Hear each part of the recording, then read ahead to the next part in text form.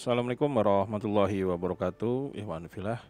Pada video kali ini kita akan mendengarkan ya dua orang terbaik anak bangsa, di mana mereka membicarakan tentang kondisi dari negara tercinta kita ini.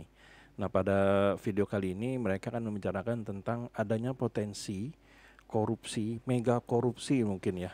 Bahkan angkanya itu diperkirakan melebihi daripada liga korupsi yang ada saat ini, seperti dari Pertamina, PT Timah dan yang lain sebagainya.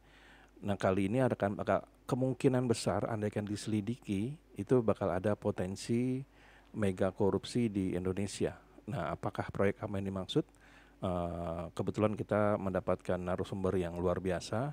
Salah satunya adalah dosen tetap di salah satu universitas terbaik di dunia yang berada di Singapura, yaitu Profesor Zulfikar Amir. Dan juga hostnya juga luar biasa karena dia mantan petinggi dari KPK, yaitu Pak Bambang ya. Nah, bagaimana obrolannya dan apa saja yang bisa kita ambil informasinya dari sini? Mari kita simak videonya berikut ini.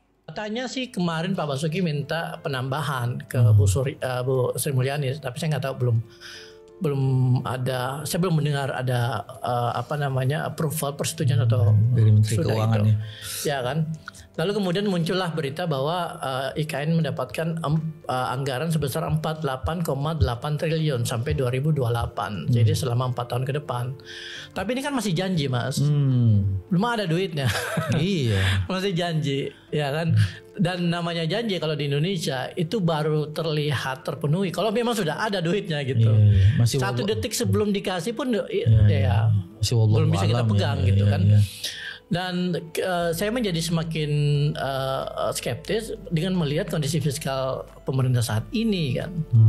Ya, di mana ada beberapa program-program besar yang dicanangkan oleh Pak Prabowo itu membutuhkan biaya yang luar biasa gitu. Ya, MBG aja yang 71 triliun itu kan rencana akan di boost lagi sampai 171 triliun dan sampai sekarang pemerintah juga bingung duitnya dari mana.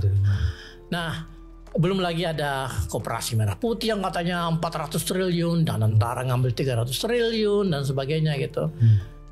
Ya ngapain Pak Prabowo ngasih duit untuk mempercepat proses IKN sebenarnya tidak ada efek signifikan dari IKN bagi pertumbuhan ekonomi yang dikejar oleh Pak Prabowo.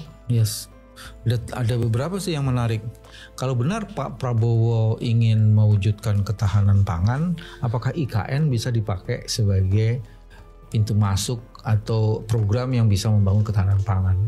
Kalau Pak Prabowo mau membangun ketahanan energi, apa urusannya dengan IKN? Kan semuanya kan harus iya, kan? Betul. Benar.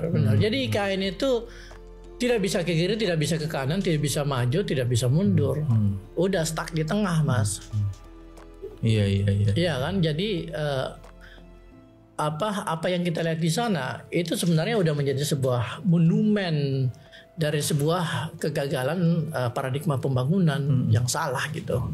Monumen kegagalan dan kebodohan ya. Betul. Saya nggak berani bilang kebodohan ya, tapi ya saya pikir mengarah ke sana gitu. Bodoh karena kita sudah tahu itu bermasalah, kita sudah tahu itu tidak akan banyak manfaatnya, tetapi tetap dilakukan gitu. Zulfikar tahu nggak kenapa tema ini kita diskusikan? Kenapa tuh, Mas? Supaya orang tidak hanya konsentrasi di isu ijazah palsu, ada kepalsuan lain lagi. Iya. Ini biar bagaimana tuh udah masuk apa namanya yang OCCRP ya? OCCRP juga loh. Oh iya. Iya kan? Iya. Soal apa korupsi macam-macam. Iya, ini korupsi terbesar dan mega korupsi. Oh iya, masalah itu masalah yang paling besar. Kesalahan kebijakan terbesar yang diambil oleh Jokowi. Ini yang mesti dituntut oleh masyarakat. Ya, artinya orang tetap setuju mempersoalkan ijazah itu karena ada kepalsuan di situ. Ini jangan sampai juga gagasan dan ide palsu yang didesakkan akhirnya sekarang ya kayak gini. Gitu. Iya benar. Dan ini akan menyeret terus kita nih, ya kan, menyeret pemerintahan saat ini dan mudah-mudahan ada kejelasan mau diapain, ya kan? Yes.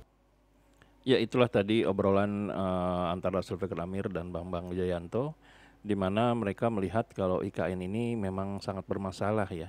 Jadi di sini Pak Bambang juga menyebutkan ada potensi uh, korupsi atau kerugian negara itu yang sangat besar, bahkan bisa dikatakan mega korupsi. Nah, hal ini bisa saja terjadi walaupun memang belum ada indikasi ke sana. Namun bila kita melihat proyek-proyek sebelumnya, contohnya saja Hambalang. Nah, Hambalang ini sempat ada di era SBY dan pada akhirnya terbukti di situ ada kerugian negara sekitar 2,5 triliun. Sedangkan di IKN ini itu jauh lebih besar yang membutuhkan anggaran sampai dengan 466 triliun. Dan yang APBN sudah menyumbang atau sudah mengeluarkan uang itu kurang lebih 89,4 triliun. Jadi itu informasi sudah berjalan ya, dan kita tidak tahu, mungkin saja sampai dengan saat ini sudah lebih dari 100 triliun yang sudah digelontorkan untuk membangun IKN. Jadi wajar saja kalau misalnya Bung Zulfikar Amir ini menyebut kalau potensi kerugian atau korupsi dari IKN ini sangat besar. Tapi memang setelah kami menghitung-hitungnya, memang lebih besar Pertamina ya. Itu sudah ratusan triliun, bahkan sampai kuadriliun gitu. Nah, jadi bisa dikatakan kalau memang IKN ini masuk ke dalam daftar liga korupsi, maka bisa dikatakan potensinya itu ada di 3 atau di 5 besar ya. Semoga saja itu tidak terjadi, tidak ada korupsi di mega proyek IKN, semuanya baik-baik saja gitu. Jadi ya kita tidak tahu bagaimana ke depannya, apakah akan ada yang diusut dari situ, apakah ada koruptor di sana, atau berapa banyak jumlah kerugian negara dari proyek tersebut. Semoga saja hal ini bisa dicegah dan bisa dimanfaatkan untuk kebutuhan yang lain ya. Karena memang Zulfikar Amir ini bukan seorang yang sembarangan, beliau adalah profesor dan sekarang mengajar di salah satu universitas terbaik di dunia, yaitu di Nanyang University di Singapura. Jadi bila berbicara tentu saja konteksnya bukan sembarangan, bukan seperti kita yang hanya sekedar ngobrol di warung kopi atau warung Indomie, tapi beliau berbicara sesuai dengan apa yang sudah dihitung dan juga apa yang sudah dilihat dan apa yang sudah terjadi gitu loh. Jadi tidak sembarangan dan tidak asal bicaranya. Jadi gimana teman-teman semua, apakah ada yang disampaikan? Silahkan tuliskan di kolom komentar ya. Sampai di sini dulu Aden Project. Bila salah kata atau salah data, kami mohon maaf. Wabillahi taufiq wal hidayah. Wassalamualaikum warahmatullahi wabarakatuh.